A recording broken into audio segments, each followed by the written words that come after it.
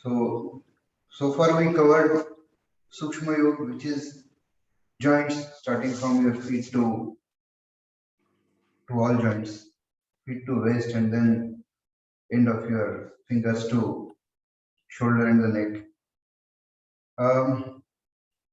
We will do Naman Mudra, and we can do it in Vajrasana or in Padmasana or Sukhasana. So let us start with Naman Mudra. While breathing in, take your hands up. Slowly breathing out, go down.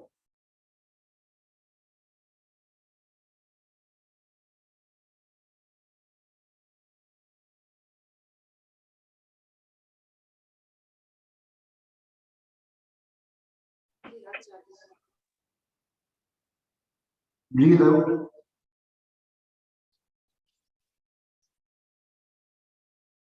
While breathing in, breathe out.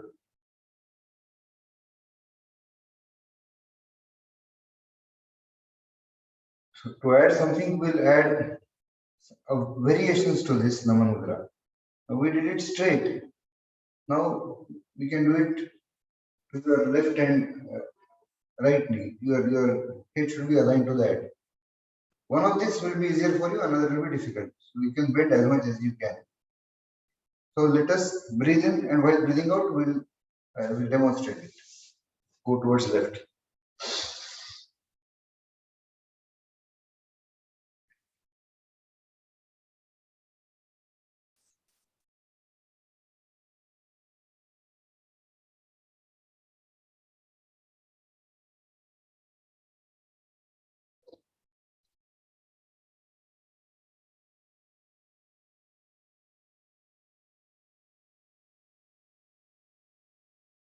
Now we'll do towards right.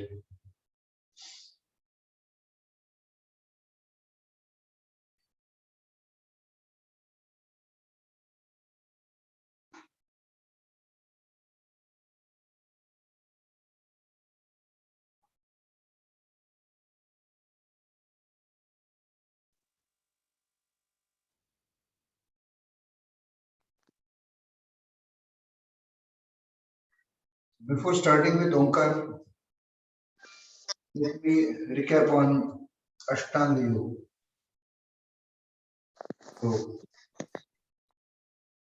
So basic belief of Hatha Yoga is that mind body needs to be purified before you go to spirituality. The simple theory is that before installing a God's image, temple has to be clean. So it starts with basic behavioral things like yam niyam. Yam is basically do's and don'ts, and niyam is basically controlling. So I gave example of niyam as the day I decided that I am going to stop having Coke kind of soft drinks. And I was quite used to it. So this determination was so strong that in dream a client offered me Coke and I woke up, because even in dream it was not to be possible. That's a strong determination. So I think all of us should have at least one niyam. Like some people may say that I would not eat so and so, or whatever happens, I will not do something. That becomes niyam. You can take it as simple as possible. Like let's say whatever happens, I am not going to eat cow. I believe most of us don't do that. Okay, I mean there are much stronger that you can do, but this determination will be so strong that if you are faced with life and death situation, you would refuse to do that. So at least one or a few such strong boundaries that you set. You should set something which is like, you should never take a vow like I'm never going to travel to moon. I mean, it is very less probable. So something that you do and you are going to stop that adds tremendous willpower to yourself, and it has great benefits. So yam, niyam, then asan. Like we just covered Padmasan, Vajrasan, or Sukhasan, but we will be covering various after understanding limitations, like somebody has back pain, somebody has some other problems. So specific asanas, disease-wise asanas. Then pranayama. Pranayama is basically your breathing to do with your pran, to do with your um, uh, very much to do with your mind. So people who do proper pranayama would solve a lot of mental issues automatically. Then why do I say proper pranayama? There are many schools which have started with, like, on the name of yoga also there is Bikram yoga, there is hot yoga, where what they are doing is they are in sauna or something like that, they are doing yoga at higher temperature. So I believe people who meditated for years and years together and created a system, if they knew that this slight temperature change or this slight modification or dancing yoga and something like that would help people, they would have definitely been able to think of it. So pranayama, we are covering to some extent. While breathing, we are thinking, we are relating it to mind. That slow breathing out that we do, we are doing some imagination along with it. Once you come to your imagination, it comes to dharana and pratyahara. Like let's say if I'm thinking only of my right shoulder and concentrating there, that's pratyahara. If I'm thinking of a particular object and concentrating on nothing else, okay, that is pratyahara. Dharana is basically a series of imaginations, any imagination which is helping you concentrate. Like when we imagine that you are in the river, sun is rising, that's the dharana. If I tell you, think of nothing, just meditate, thousand thoughts will come to your mind. Dharana will help you using a link of string of thoughts which are guided, so you do not get misled from that. And after a certain stage, then you can concentrate on that self which we are going to learn, and that will come to samadhi. So what is dhyan? In between there is a dhyan thing also. So dharana, what you are imagining, if I could see them as what you can say, with no involvement, then you can say that you are doing dhyan of a particular thing. So if I am thinking purely of something, let's say for food, I am doing dhyan of food. If I am thinking about anger about someone who has done bad to me, this was one question which people are asking, that how to deal with someone who has done injustice to you, and that is really hurting you. Okay, so dhyan is, so you are thinking of that, that is going to give you pain. So dhyan is basically concentrating on object and knowing it. So what you know would give that experience to you. And if that subject of knowledge, if you make yourself, your pure self, the experience which is of pure happiness is something which is called samadhi. Okay, this samadhi in yoga is different from samadhi maran, which is used elsewhere. Samadhi maran is willfully leaving your body when you realize that there is not much control you have left over yourself and you are in very bad shape.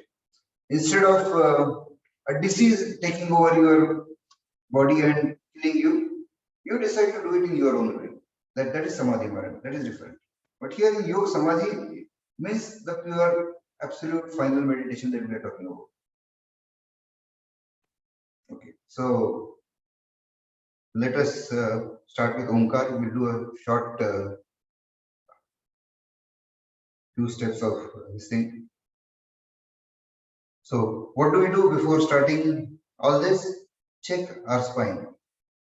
Stretch your hands. Relax.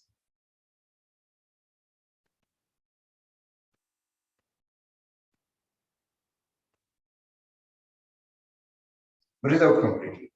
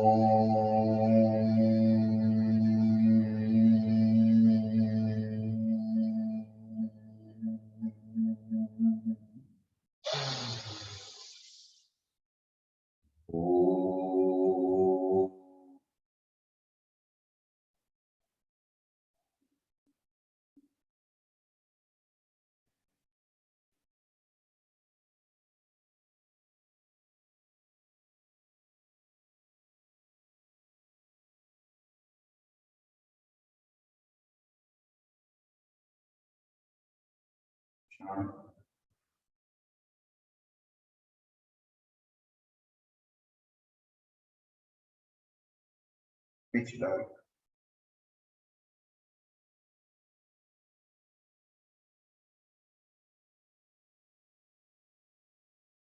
And a light ghee ka diya. Meaning of ghee ka diya is with light but no dhua, no smoke. At center of your chest, it's lighted.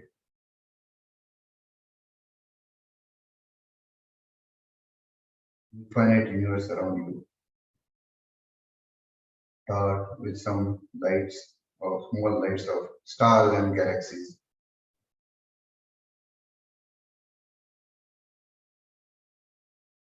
But I am focusing on the light within. It lights the whole temple of my body. You actually see in this vast universe, your lighted shape of your body, which is the temple.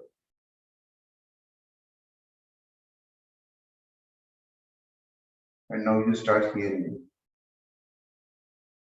the Omkar kind of gunjan from the space around you.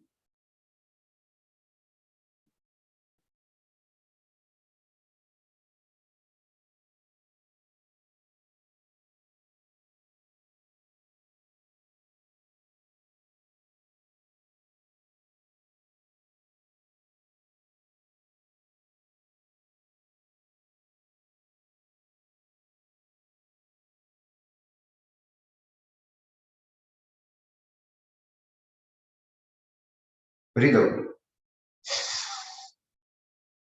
Breathe in.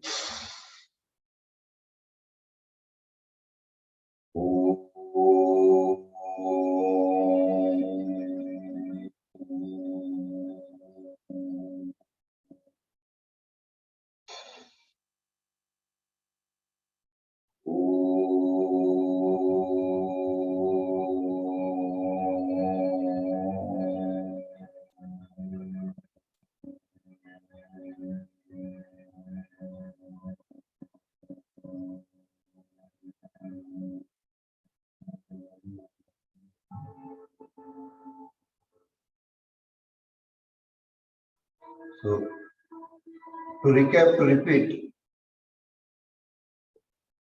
Yog uses a concept of chakras which start from the bottom of your spine to the top of your head. And while doing Omkar, what basically I am doing is energizing these energy points from top to bottom. We are moving upwards. Moving down is so easy. That happens naturally. We need to take care of elevating ourselves. So you feel the vibration from there, from your lower parts of body, from your liver, kidney, your solar plexus, your heart, your thoracic region, pituitary gland, and the top of your head. what we'll do is to save time.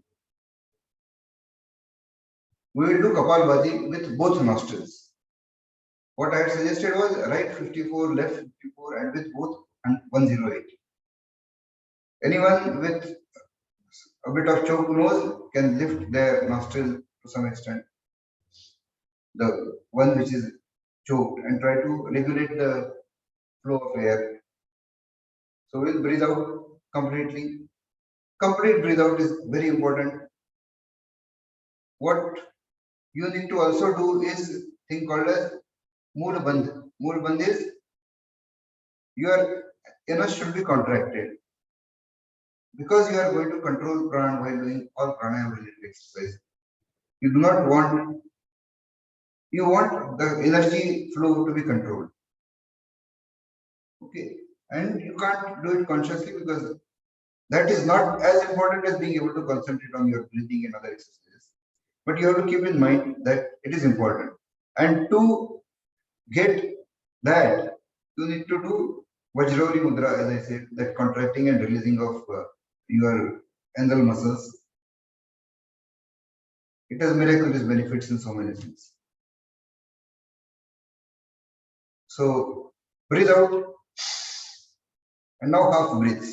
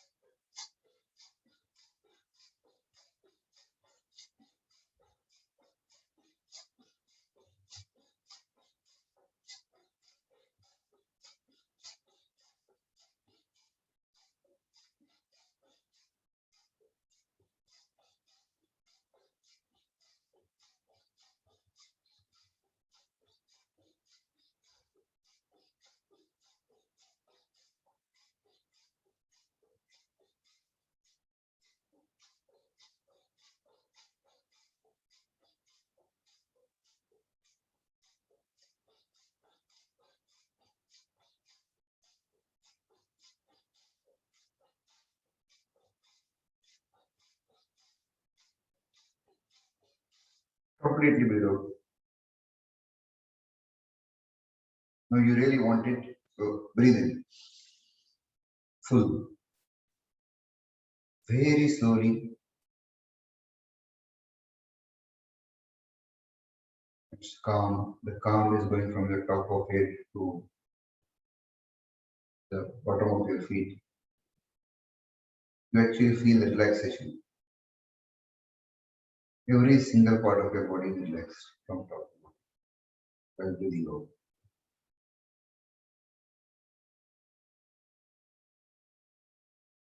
So we'll do just 3 Anulom Vilom, starting from left nostril, left in, right out. If you can get it as smooth as this last slow breathing out, great, but otherwise as smooth as possible. So 5-6 seconds in, 5-6 seconds out, and complete cycle left to right out, right in, left out. Let's do 3 times.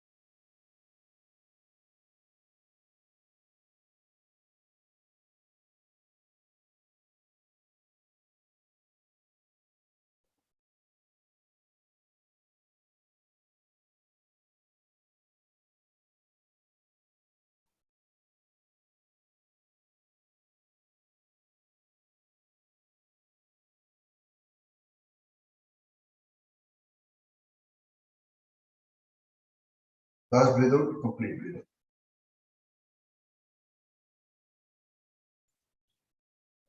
Fill in. Slowly breathe out. Ice melting around you. Feeling of cool calmness. Smile appears on your face.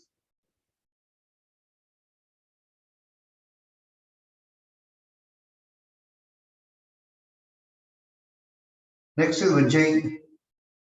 We will cover only one of the three types of Ujjayi that we had covered.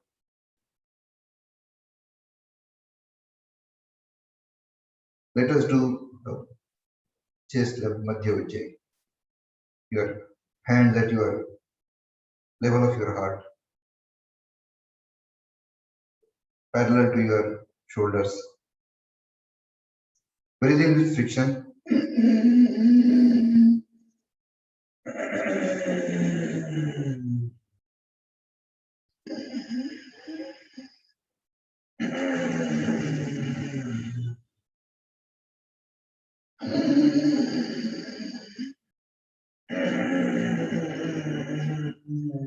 Full breathe out, last belly. Hold. Breathe in. Slow breathe out.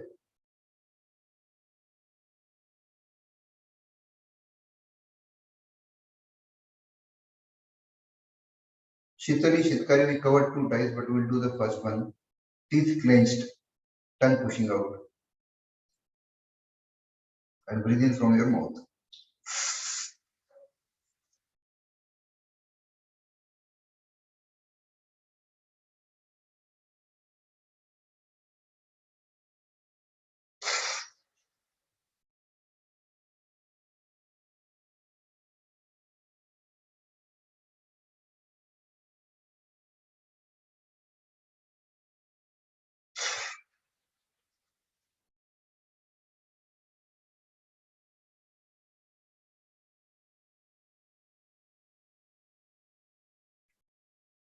You can in general follow my hand movement to understand what level of breathing. So when these are things when you are breathing full, while doing Ujjayi, while doing Shitali. While Kapalbhati, it is half.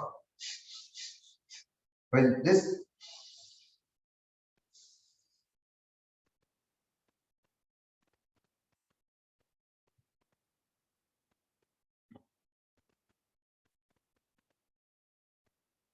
Agnisar I will cover next time. But we did some practice of Brahmari Muni, Pranayama. So Brahmari is closing your earlobes till you can't hear anything from outside, closing your eyes, your fingers up, and covering your eye from up and below. And then what we are going to do is we are going to attempt a bit of Brahmari actually today. So with this, there is going to be a hum. Is it going to be a no? It is going to be something like more deeper. With your ears closed, it may sound like a helicopter or a strong sound because you are protecting everything from outside, and you hear the vibration. Feel the vibration at your heart level.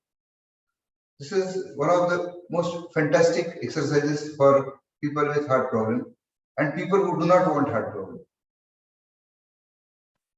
So we'll do it 3 times. So you breathe in a bit like Ujjayi and then breathe out with that hum, feeling the vibration at your chest level.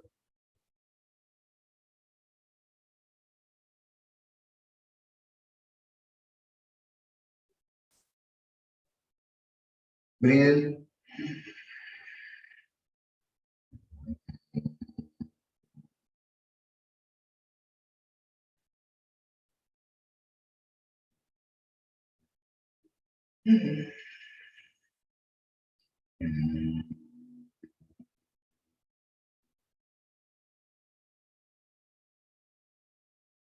Last time.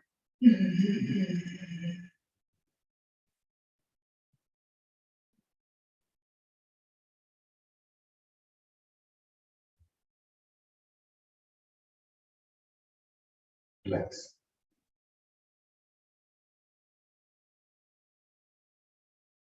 So you must have seen hollow instruments like sitar, sarod, sarangi. All these are windpipes, and they have, and little bit of tuning, little bit of changes the sound. So Brahmari, as per text, is for your vibration chest and for your heart. It will become even nicer when you actually start treating your heart as a separate object. And while doing Brahmari, your heart feels happy. Okay, once that is done, it would have great benefits. But as I said, the body being a hollow sound instrument, you could control it and you could control the vibration. Now this, I may not be able to give you any reference, but these are from own experiments. You will be able to feel the vibration in your stomach, liver, lungs, kidneys, any part of your internal organs. And by doing that, we will be able to tackle diseases related to that particular part. So we are at two basic level. Even Brahmari, I'm not sure how you would be doing it. We should have one session where everyone just demonstrates basic things like Omkar, Kapalbhati, and in general how they are doing, and maybe Brahmari also, so that there is a feedback if something is not being done correctly.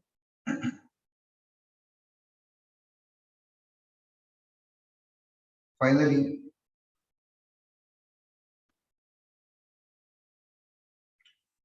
eyes closed, correct your posture.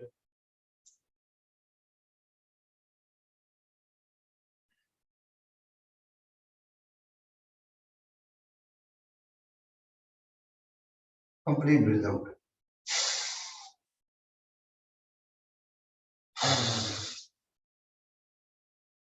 Oh,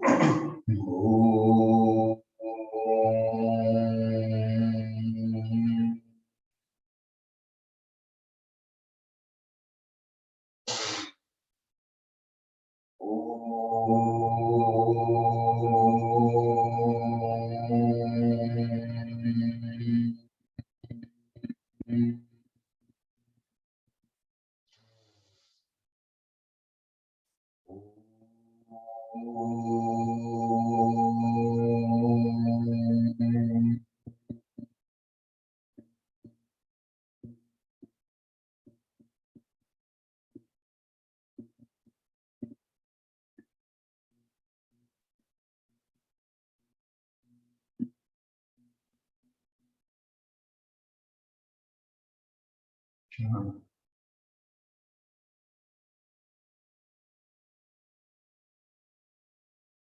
you can do the imagination yourself.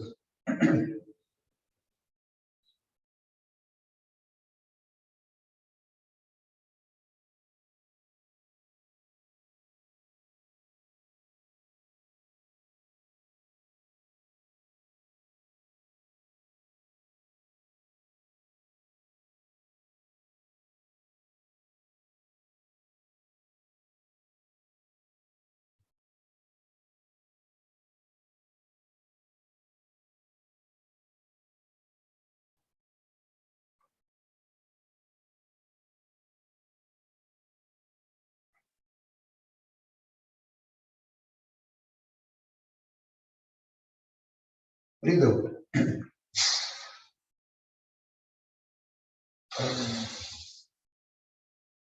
Oh.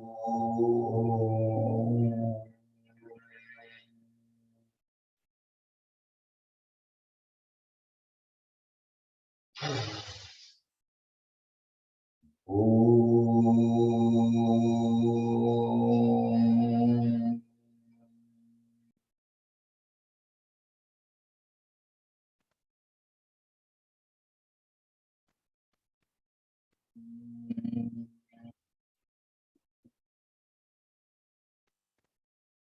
Now,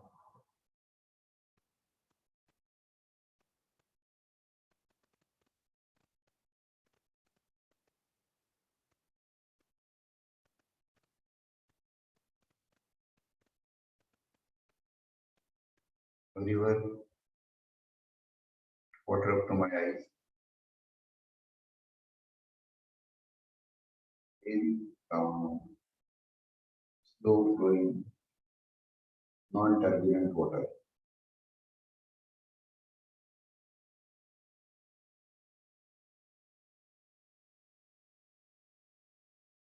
Exactly same as my body temperature.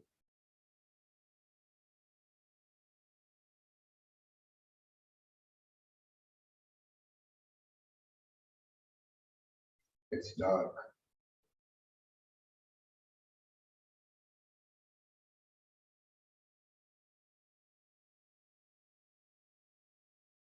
But you see horizon, colors appearing.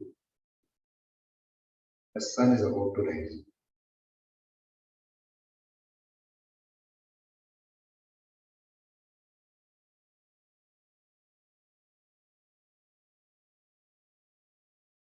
As a bit of light is seen, you see its reflection in the river.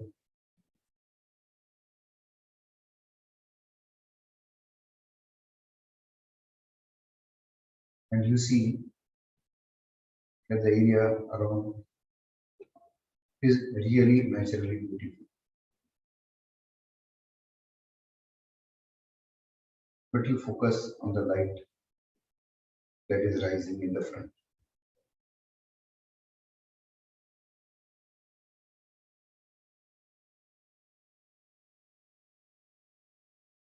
You start seeing the sun coming up.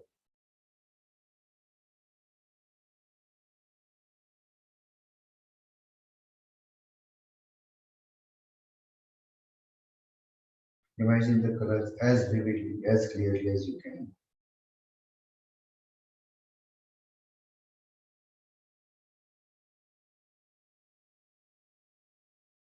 Sun rays pouring through some clouds.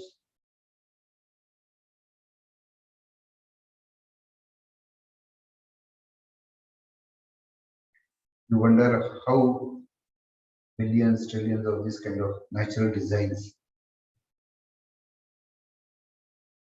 are possible.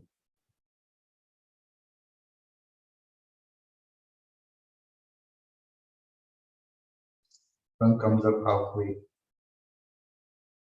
With reflection, you see it as a full sun.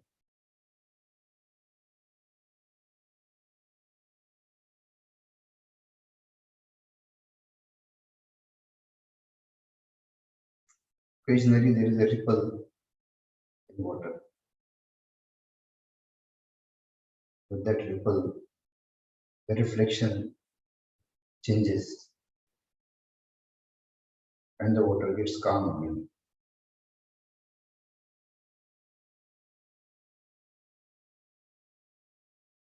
So much like our mind, that anger, emotions, extreme thoughts are like ripple and then becomes calm again.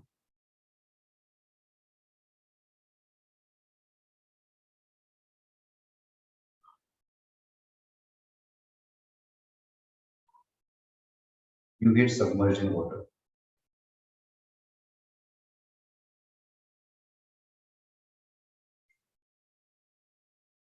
but you see the colors,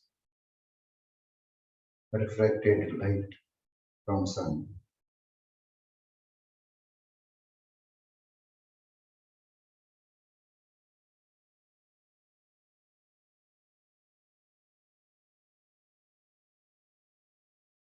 Your imagination also, you close your eyes.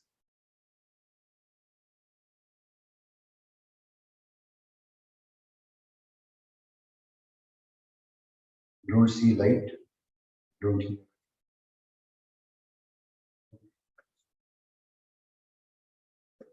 Exactly same as yours. Just calm, quiet. Sure.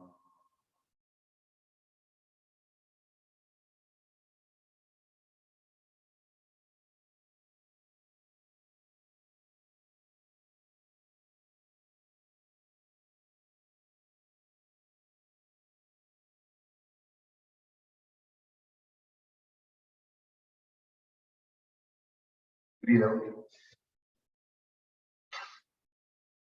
Fill in.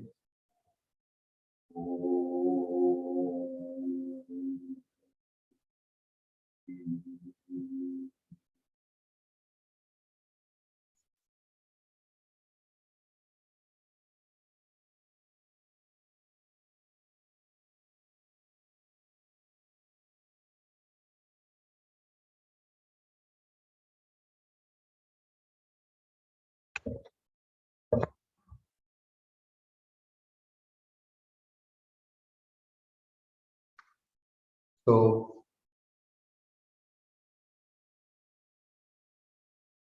let me take a minute's break, but before that, people were suggesting that I should add a topic, but some topics, every topic will require some detailed discussion. So recap and a new topic may be difficult, but we introduce a bit of different lesson, a bit of different example or story we will take while doing our discussion.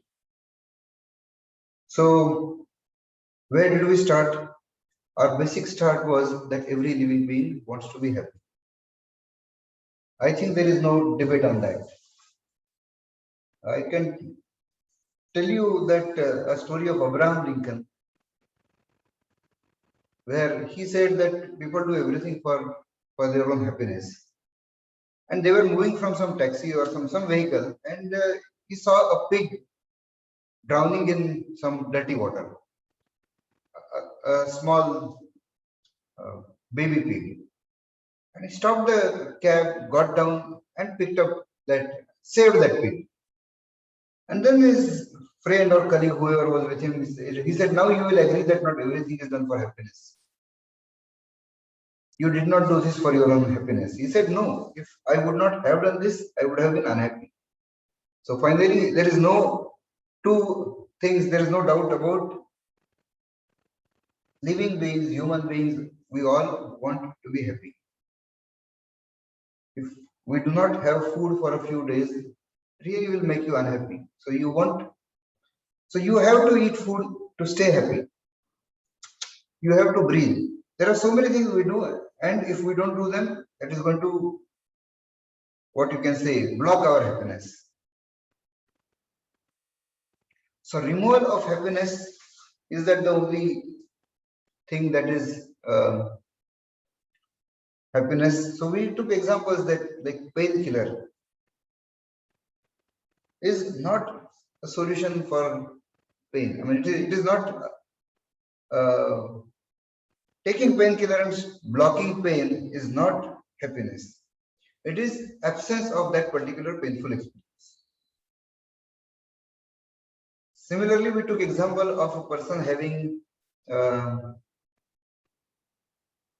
some kind of skin disease where he needs to scratch his hand, and it is so bad, the urge is so bad that he has to scratch and then feels temporarily satisfied. Many of our urges are similar. This is the point we try to make. That the urge is so strong, uncontrollable. Your mind, your conscious mind may think that no, I do not want to do this now.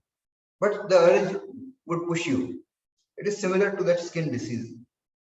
So point is that when you have that disease, yes, you feel like scratching. But if you do not have, would you want that disease so that you can get that satisfaction of scratching? I don't think we would want that. It is a happier situation when we are free of a skin disease. So similarly, having a want and satisfying, we have not seen otherwise. We have always been with wants. So we feel that, okay, that is part of my life. But ideally, if you did not have that, and you did not have to satisfy, you did not have to scratch and take a temporary, none of these things are permanent. You eat, you have sex, you do anything, you watch a thriller, it ends and you need to do it again after some time.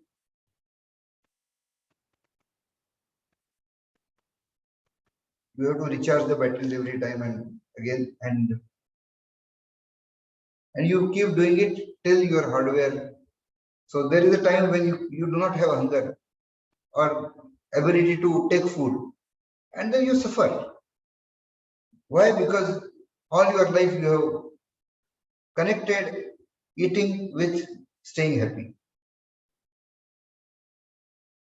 So if we have not, okay, I'll quote Osho here that he was saying that God's creation, why deny it? This lust and hunger and everything, we were created with that. So why resist it? Okay. So point is, simple question is that if some baby is born with some horrible disease, you're born with it, why not enjoy it? Are you going to do that or are you going to try and cure it? Okay, so some people miss the point or some people misrepresent a point just to make it a saleable thing. So we likened our situation to a person born in prison who has not seen freedom yet. If he has not seen freedom yet, he would think that is the universe, that is how things happen. A person who is born in some country where there is tremendous poverty and people need to fight and kill each other to survive, their nature changes, they become aggressive, it becomes their life. They have not seen anything else. They don't see that there is a civilized world somewhere else. When they are brought into civilized world, it's a culture shock to them. Initially, they may not be able to digest it, but as they start enjoying that, they see it as much safer. Like here, when he comes out of his hut, he's thinking of killing somebody or having a fear of getting killed. Here in civilized society, we move out so easily. And we still say that, okay, Bombay is safer than Delhi at night, people can move freely. So people try to go for more and more optimal situation.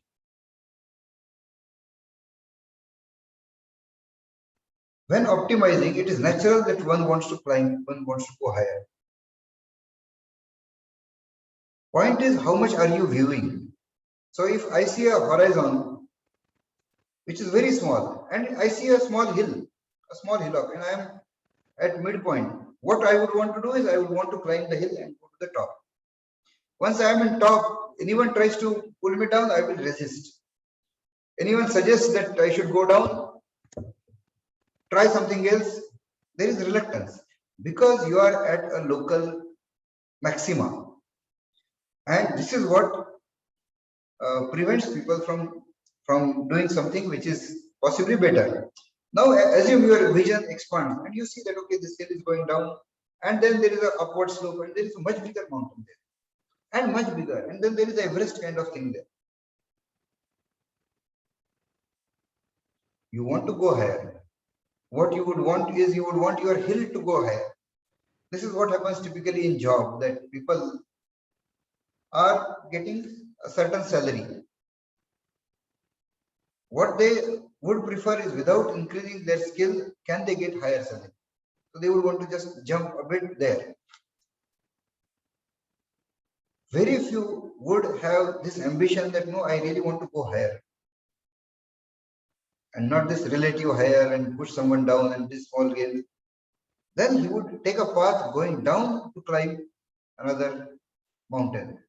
This going down, there is a resistance towards that. And that is why many people refuse spirituality or even thinking or working on this. So what we are going to try, we are going to try and show you a bigger picture that there are much bigger heights to be achieved. There is a much better happiness. There is a permanent happiness that is there, which is irrespective of you pushing someone down or someone pushing you up, and not affected by someone pulling you down. Many times people, I know there are many people here who would have very good nature, they help others and all that, and not too much of greed. But if someone does bad to them, that impacts them so badly. So we will cover a topic on this sometime, a dedicated session on this. So we went over what is happiness, and we talked about relative happiness. Say, for example, today somebody says that, oh, this guy has a high brand car and I have the lowest, cheapest car available in Indian market. And then we compared it with the chariots of, let's say, 100 years back, which did not even have air conditioning. But people assigned status, assigned greatness to that. So a lot of what we think is great is purely psychological. If I'm comfortable in my simple house, in my 2-3 room house, what is the big deal in getting 20-room house? Unless I'm going to use it for some good purpose. I'll tell you a PJ is not good place for this, but it is interesting for this discussion. That I had met up with and was thinking of dealing with a builder who made hundreds and thousands of crores by doing settings with government. And I had been to his palatial bungalow in Delhi, and he said, "Parag ji, isme 8 bedrooms. There are 8 bedrooms which have all facilities, like more than 5-star and this and that." And I asked him, what is his family? So he said he and his wife, he did not have kids. Then I asked, like, no, first question I asked is, how many wives do you have? He said, 1. And got angry. I mean, what kind of question is this? Then I asked him that, do you sleep in different rooms? This was even more irritating. So then he said, then I said that when you two are sleeping in one room and when you close your eyes, how does it matter how many other rooms are there? Okay, so there is strong reaction to these things because people do not ask these questions. People say, wow, what a nice house. And that is expected reaction. But point is, when you close your eyes, what do you have?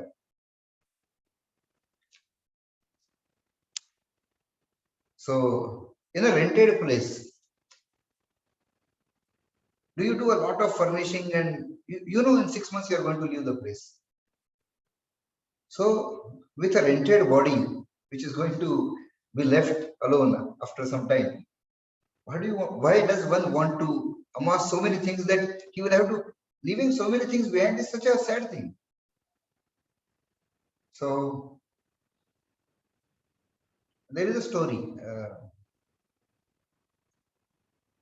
that there was a saint and sitting alone on ground, and there was a wooden pot of water next to him, and there was nothing else. And a foreigner had come, curiosity, and wanting to find out what is this Indian spiritual thing. And he looked at the room here and there, and there is not a single furniture. So he asked the saint, "Sir, where is your furniture? You don't seem to be having any furniture." Saint in return asks him, "Where is your furniture?" So this guy, he says, "Oh, but I am just a traveler." And the saint said, "So am I. I'm just a traveler. And why do I need my furniture?" Yeah. Then we came to a point that who wants to be happy? It is I who want to be happy. Suppose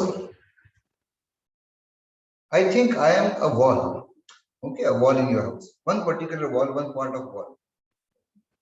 And people can have all kinds of problems, right? Psychological problems. All of us have something or some craze or some aberrations of mind. So you start believing that that wall is you. You start painting it, decorating it. Everything in your life is basically that wall. In some time, you will be neglecting food, you will be neglecting your health, you will be neglecting your sleep, and you will start having problems, pain, issues. You will really be suffering because of that wrong thought that you are that wall. What I am saying is, if your current understanding of yourself is as wrong as that, then what kind of disservice we are doing to ourselves? It is going to hurt us. So it is important to establish who am I. And for that, we took that story of exchanged child. That in hospital, a child got exchanged. The wrong child, mother was showering all her love. She was actually saying that God give some years of my life to this boy. She was not lying, but she took that all back, transferred those years to the correct child when things were corrected. So before exchange, they were just a second.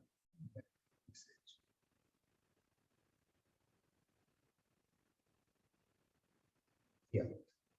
So just before the exchange, she was seriously, sincerely thinking of doing better for that child. After correcting, I don't think that person would be even thinking about what that wrong child was. So establishing what is yours was very important. And if it is wrong, then it is going to give you either pain now or once on realizing that, oh, this was not mine, a lot of pain at later stage. We took another example of you driving home and your partner, your family at home. You hear about a fire. You think it is your house, your building. You get extremely tense. You start praying, in spite of having air condition on. You start sweating. Then you get an update and you realize it is the neighboring building, and you get relaxed. Crazy thing, but it happens. So, particularly since with examples, with stories, when I'm trying to give you an idea that maybe my current understanding of self could be completely wrong, it becomes very, very, very vital to establish who am I, and establishing it beyond any doubt. Then we took an example of having food and enjoying it. All of us enjoy food. Some good taste, great. So it makes you happy. So we took example of ice cream, that you eat ice cream, you felt happy. So why not accept that ice cream gives happiness? Ice cream has happiness as one of its properties. So we took a case where you have been fed a couple of kilos of ice cream and you are being force fed now. That no, have ice cream, have happiness. You want happiness, take it. I want to give you more happiness. If happiness was connected with ice cream, then it should have given you even in that stage, which it does not. But you still recognize it is ice cream. You would not, after eating 2 kg of ice cream, you would not, with closed eyes, you would not say that, okay, this is hot tea. No, you would not. You know it is cold. You know it is sweet. You know the flavor, which were its properties. Properties, changeable, temporary properties are not the properties of that particular object. Just like I said, that if there is a gold ring, I cannot say that roundness is a property of gold. That color, the shining golden yellow color, is property of gold, one can say. But in all stages, I can crush that, make it into a rectangle, I can make it into, melt it, I can make it into some kind of chain. So point is that if you focus on a temporary stage of that object, like for example, if that round shape, so let's say there is a owner of house, owner of that property, everything, he is happy that he has some amount of gold. His wife is using that as a bangle, let's say, to wear in her wrist. She is attached with that particular shape. His daughter, what she does is she melts it and makes it into a necklace and uses it for herself. Someone who was associated with that round shape is bound to be unhappy, and this daughter is going to be temporarily feeling elated. While the person who knew it was gold, it is gold, only the stage is changing, would not feel bad at all. He's satisfied that yes, my gold is intact. Then we also took a so what we concluded from this ice cream exercise is basically that you need a particular experience. You need to experience an object which has that particular quality as its property. Like a rose smell. I give you a lot of gold, diamond, and money, and this and that. But there is no rose smell there. What you are wanting is, so you will need a rose or a perfume, rose perfume, which has that smell as its property. Similarly, if you want to really experience happiness, that true bliss, then you need to experience that object which has happiness as its basic property.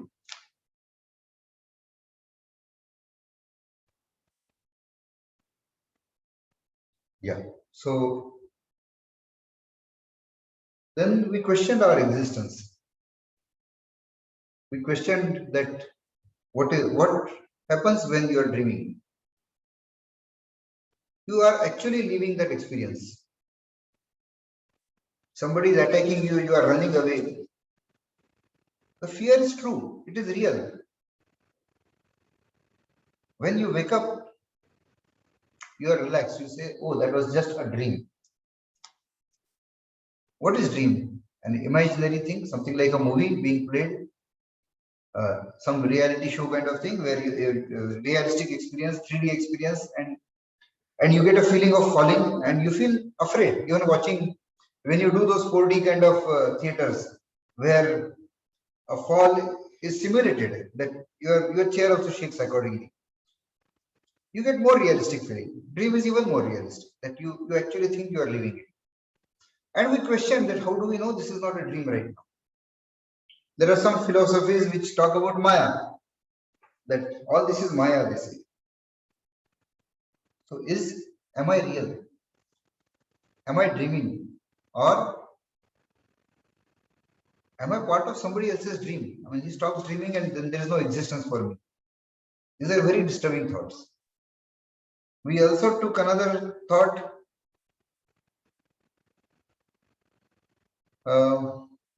which questioned existence. Like existence came 1 hour back. And we asked people, I haven't met anyone who could prove that no, the world was there since much longer. I'm saying it was created 1 hour back, and then people say that, okay, I remember this, remember that. I'm saying if it was created 1 hour back with that stage, with all those wrinkles of age on your face, you were created that way 1 hour back, it is difficult to disprove. We took this example to understand that my most important existence is my current state of knowledge. Okay, I'm going to slowly relate knowledge to I in some way. We also discussed if we are a machine, and machine does not have the sense of I. I'll start introducing some technical words so that we can start using them in future.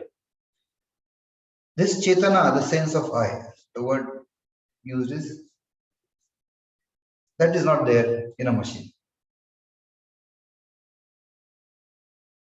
So if a car is broken in 2 parts, you say that this is half part of my car, there is another half part of my car. What happens when my hand gets broken? I say that my hand was, I'm not saying there is a part of me there, part of me here. So this we took example to establish that I may be different from the body. Body we say is mine for some time. But I have seen people taking a lot of stress trying to buy. I have to have my own house, they say. And they find it funny when I tell them that when the body you have got is on rent, why do you want a permanent house? I mean, the whole thing is rented out for some time.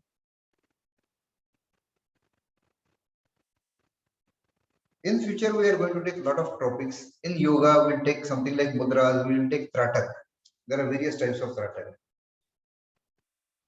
We'll go deeper into dharnas, custom designed dharnas. Then in these topics, we'll do anger management, stress management, who am I, karma theory. Do I do I have anything in my hand? Fate versus karma. It is one of the most complex topics. And people who have written great books of today, many of them you can easily make out. Once you understand and go through our whole course, you will see that many of them have not clearly understood this point of, is fate there or do I have something in my hands? Then we talked about death, the fear of death. So what is death? Something unknown. We don't know what happens after that. And obviously there is a fear of unknown. I was climbing a mountain and it was quite dangerous. But then I climbed all the way up. It was not so scary, but when I went to the top and there were so many clouds, I could not see below. And now height, I knew the climb was there, it was risky, but there was not so much fear. But when I saw that I can't see anything below, there was a fear. So definitely it is natural to have fear of unknown, and because it is unknown, what happens next? There is a fear. There is a fear, we do not want loss to ourselves. And this is our complete loss. That is how it is seen. You lose some money, you feel bad about it because you think it was mine and now it is not mine. So we took a story of that 2-year-old boy. That where has it gone? So you question your friend that, hey, you had that 2-year cute boy 5 years back. He's no more there. And the guy got bugged. He said, he's still there. I know this is the same guy. No, but where is that 2-year child? And then that became irritating argument. I stretched it a bit and then he got angry and they asked me to leave the place. So this imaginary story basically tells you that that 2-year child was not there. Those memories you were seeing in video, mobile, or your camera photos,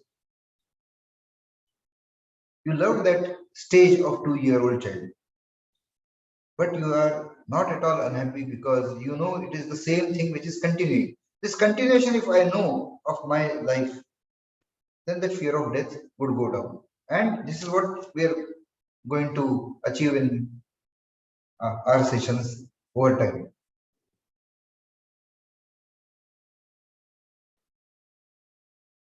So is there really a permanent happiness? People say that these are just talk, big talk. You can actually see people who stay without food for 20, 30, 40 days, stay without a protecting house, stay in hot sun, they survive in cold weather, and they're quite happy. They don't seem to be stressed about it. It is not that they're shouting in pain, they're screaming, they're wanting food badly, searching here and there and not getting food, and so they're happy. That's a different stage. These are living proofs of uh, being able to stay happy irrespective of what happens around you. Then I gave my own proof that when I was in extreme pain, I told people that even in that stage, if you talk to me about soul, pure self, experience of self, you would see exactly same kind of happiness on my face, which otherwise I would be while doing meditation. So which showed to me, it gave me a proof that if I am experiencing an object, its experience is going to be same if that is its property. And I found that there is an object which has happiness as its inherent property.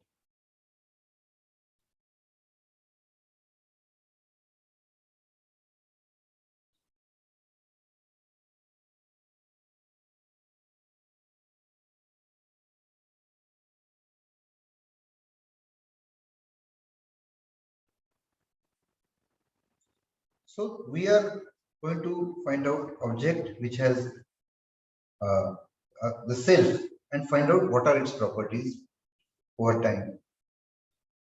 We are going to try and establish permanence of the self. But just a running thought, something to add. You wanted something new, right? Think of or tell me of any object in this whole universe which gets created out of nothing or just gets destroyed into nothing. In physics, we see law of conservation. Matter gets converted to energy or another kind of matter. I took example of a dying body. I think this was covered that if somebody dies, as per Stephen Hawking, the hardware is over and there is nothing, like you are no more there. But what I said was that every single atom of that body, I will give you an account of every single atom. Which part of carbon became carbon dioxide, what part became ash, what bit of potassium, how it got oxidized with some external molecules. Not a single atom lost. Okay, so it will get converted to something. What happens to self? Is self a separate entity? And then what happens to it? If nothing else is destroyed in this whole universe, destroyed into nothing, it just gets converted. What happens to the thing that we call self? Okay, so I think my monologue will stop here. You want something to be asked, you can discuss it now. I'll take a minute's break and come back. Meanwhile, you can think of any questions if you have.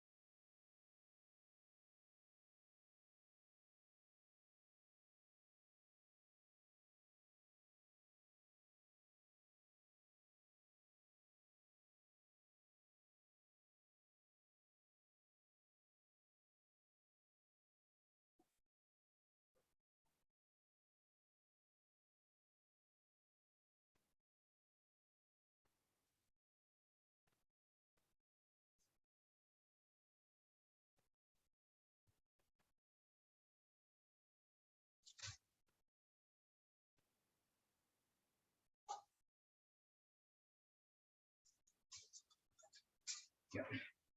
Sorry about that. So anything or any suggested topics for future? I might have missed something.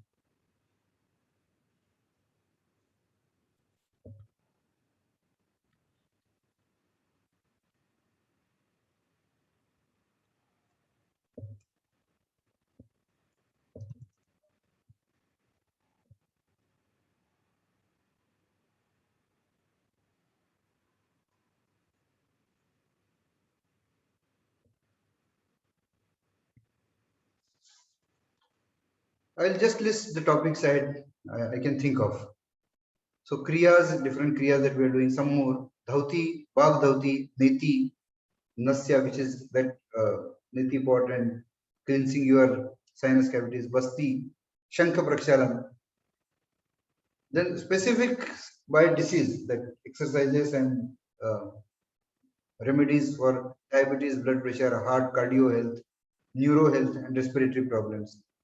Stress management, dealing with anger, dealing with injustice, unfair behavior of people, frustrations, guilt, resentment, social status, ego, pride, show off, understanding futility of these. Mudras, tratak, then diet, veg, non-veg, milk or no milk, when, how much, when to have, how much to have, what about supplements, and a generic principle on diet which explains everything, which I call as a cooperative diet. Then coming to the spiritual part, who am I? Is there a creator? How do things happen? Is there rebirth? So there will be some who would say that enjoy physical pleasures along with spirituality. Why not enjoy both? Fate, how much is there in my hands?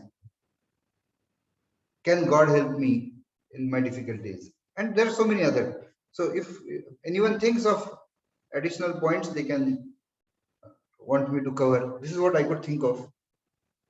And there will be many points that will keep coming up. So open to suggestions or questions now, or if you want, you can do that in message in the group or privately to me.